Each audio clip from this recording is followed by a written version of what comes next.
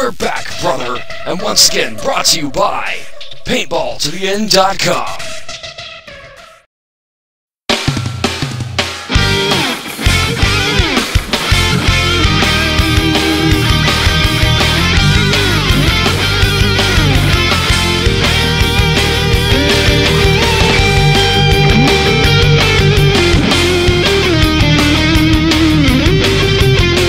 Welcome to 10 Minute March, episode number 32. I am Jeff. And I'm Paul. And we are going to stand up for the WWE. Look, it's Velvet Sky. Yeah. Yeah, baby. Yeah. Oh my God. Oh my. Easy boy. Easy boy, easy boy. Again, I'm Jeff. And I'm Paul.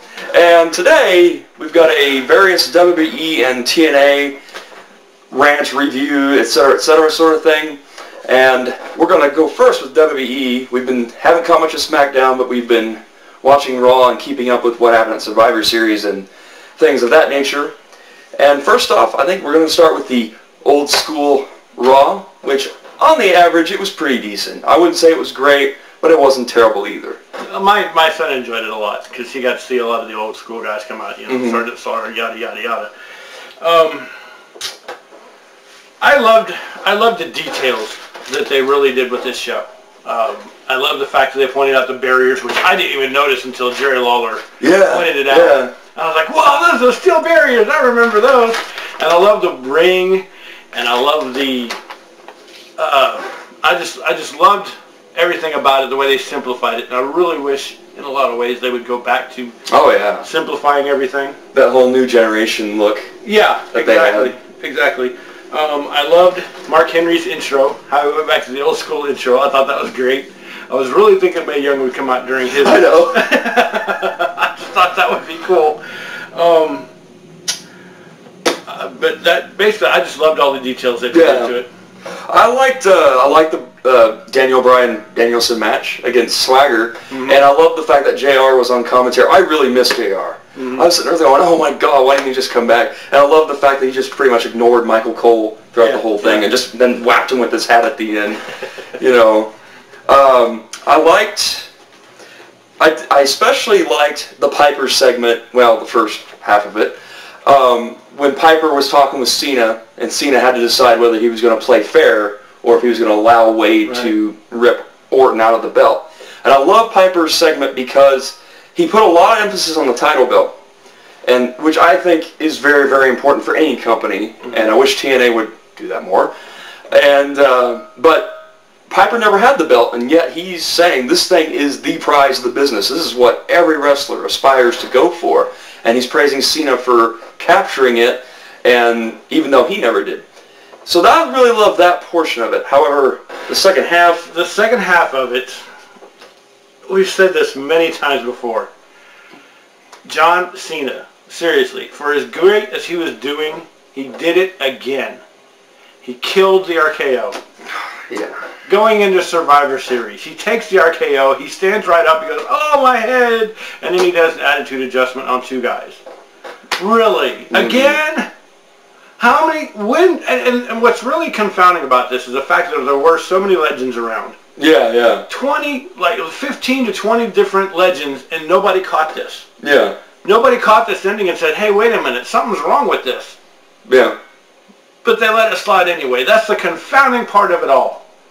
And that really, to me, put a real negative taste in my mouth at the end of the show.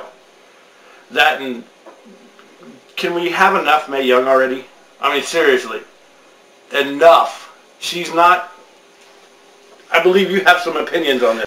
Yeah, I thought for a PG-rated show that Mae Young, who can't wrestle anymore, she calls Lay Cool sluts and bitches. All he needed after that was The Godfather, I think. Sluts and bitches and hoes. Yeah. Oh my. On the whole train. Whole train. It was an okay segment, I guess. On to Survivor Series. We didn't catch the show. And it's probably a good thing I didn't spend my money on it because I pretty much knew going into it that it's going to tick me off. And sure enough, it has. The whole John Cena getting fired thing, why? I mean, why not have Wade Barrett just win the belt, especially when Randy Orton's going to lose it the next night to The Miz anyway? Why not have Barrett win the belt, John Cena keep his job so we can not do these stupid things that we're doing on Raw now, like him buying a ticket? Gee, that hasn't happened before. Him out in the parking lot, him in the backstage area, which a lot of fans will be like, well, how did he get back there when he was fired? Well, a lot of old wrestlers get back there even though they're not with the company, so I let him slide on that one. But he gets a front row seat and then sends somebody through at a table, which CM Punk kindly pointed out was not the Spanish announce table, which I thought was kind of humorous. Yeah. But I don't know. I just think this is not the way they should have gone. They could have had so many other original ways to go, and I won't go into that right now. But I just think they would have been better off having Barrett win the title either by cheating and Cena not catching him, or winning it fairly maybe. Couple things on Raw I didn't like. First off, I think it's way too soon for the Hart Dynasty to break up.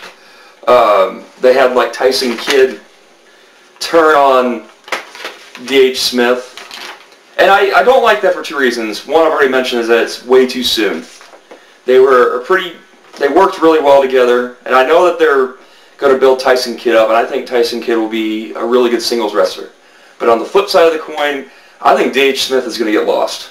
Mm-hmm. I don't think he's quite there yet. Right.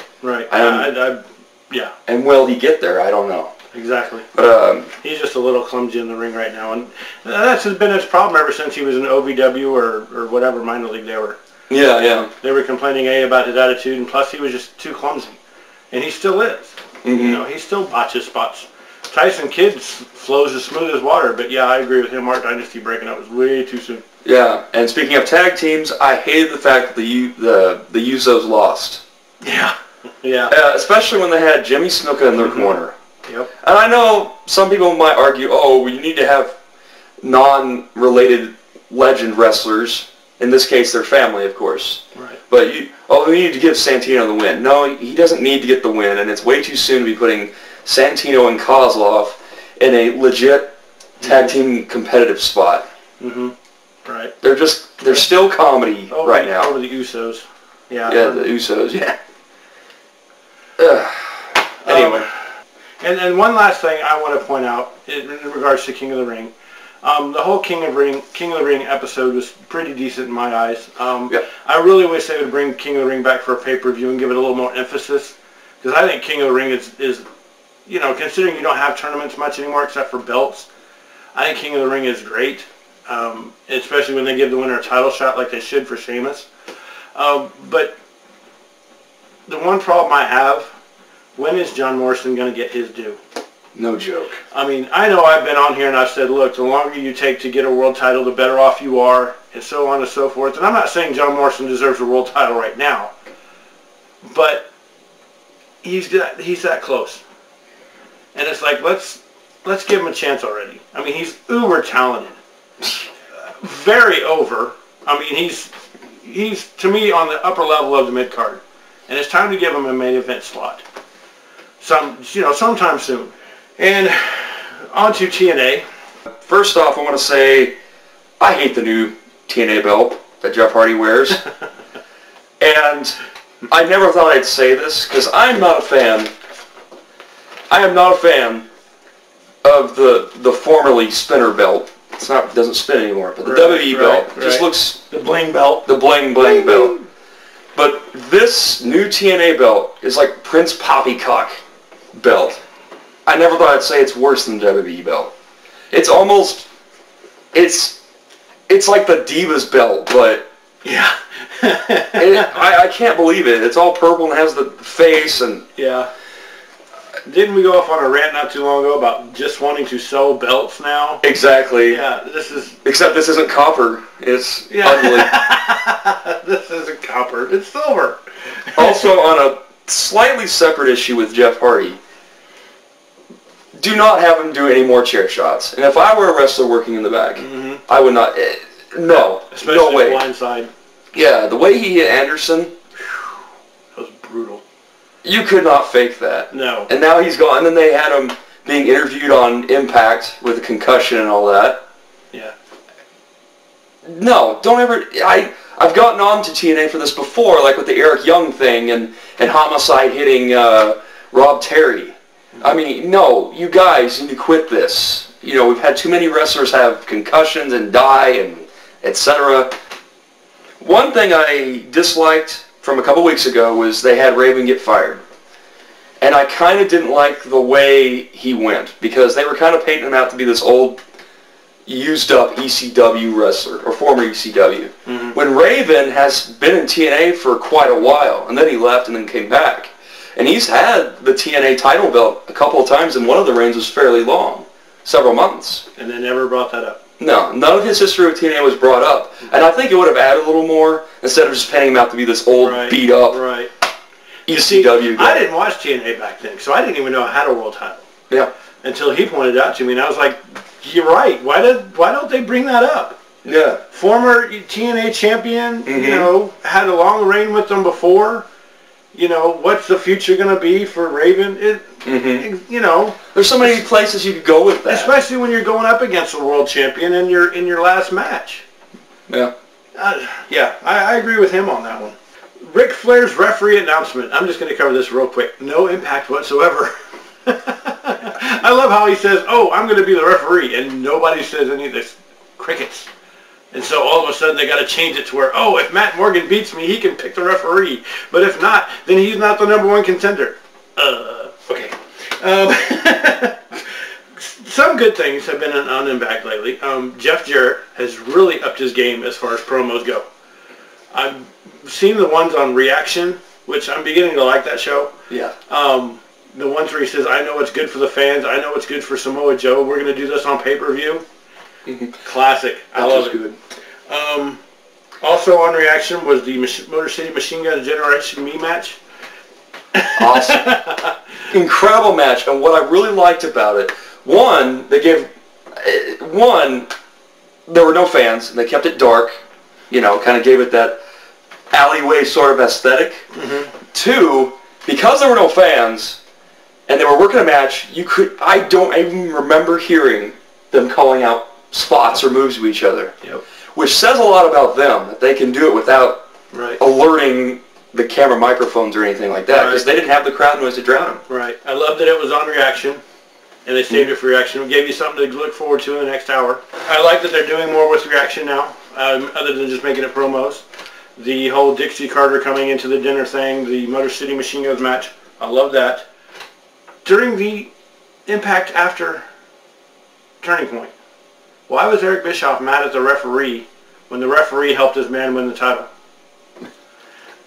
Even Matt Morgan brought that up in the promo. And Matt Morgan totally saved that segment. He did. He totally saved it. He comes in, he goes, if anybody should be mad, it should be me. Okay, Matt, thank you. You just pointed out the obvious, whereas Eric was totally missing it. And one more thing, and I'm just saying, does TNA have a gym? Because if they do, James Storm and Douglas Williams are not using it. And to me, this is like, I looked at the match they had, the 8-man tag elimination, and I'm looking at James Storm and Douglas Williams going, wow, they're starting to look like me. That's not good. Barely hitting spots and stuff. I know. I mean, Douglas Williams can barely jump off the ground. I mean, look at that match closely and watch the two spots where he goes into the corner and has to jump up and Kazarian slides under him. He barely gets off the ground. And, I guess that will do it for episode number 32. There were a lot of good things with TNA that we didn't point out, and we apologize, but due to time constraints. But we will be back with episode number 33, a very special episode. Yes.